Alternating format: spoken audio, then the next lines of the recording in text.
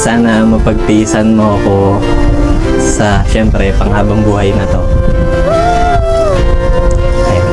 Tsaka, yun, sa tulong ng Diyos, sana ma-overcome natin lahat ng mga darating pa na pagsubok.